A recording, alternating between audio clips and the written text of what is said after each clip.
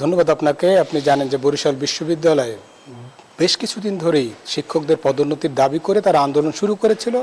গত এপ্রিল মাসের 21 তারিখ তারা যে আন্দোলন শুরু করেছিল, প্রথমে তারা ভিসি বরাবরে যে আন্দোলন করছে, পরবর্তীতে তারা কমপ্লিট শাটডাউন কর্মসূচি ঘোষণা করেছিল এবং প্রশাসনের আশ্বাসে তারা কিন্তু সেখান থেকে সরে এসেছিল এবং তারা 10 মে আলটিমেটাম দিয়ে আবারও কিন্তু তারা বলেছিল যে এই দাবি আদায় না হলে তারা 11 তারিখ থেকে আবার কমপ্লিট শাটডাউন ঘোষণা করবেন এবং সেই অনুযায়ী তাদের দাবি আদায় না হওয়ায় গতকালকে থেকে বিশ্ববিদ্যালয়ের সমস্ত ক্লাস পরীক্ষা বন্ধ করে কমপ্লিট শাটডাউন ঘোষণা করেছেন এবং একই সঙ্গে বিশ্ববিদ্যালয়ের যে উপাচার্য তাকে ক্যাম্পাসে অবাঞ্ছিত ঘোষণা করেছেন।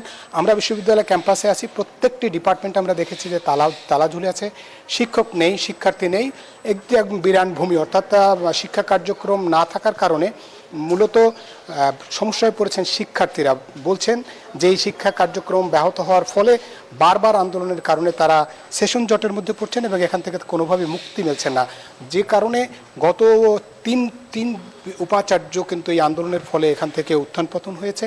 তারা চাচ্ছেন যে একটি স্থায়ী সমাধান হোক এবং শিক্ষকরা বলছেন যে সিন্ডিকেট সভা ডাকা হলেও সেখানে কিন্তু যে শিক্ষকদের যে দাবি সেইটি এজেন্ডাভুক্ত করা হয়নি এবং এটি নানা অজুহাতে তারা এই তাদের দাবিটিকে উপেক্ষা করছেন উপাচার্য, সেই কারণে উপাচার্যের বিরুদ্ধেও তারা কিন্তু এই অবাঞ্ছিত ঘোষণার যে কর্মসূচি সেটাও ঘোষণা করেছেন।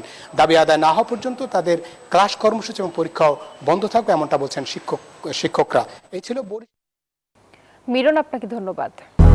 200-র বেশি সার্ভিস ও ফিচারে লেনদেনের সব বিকাশ অ্যাপে সম্ভব।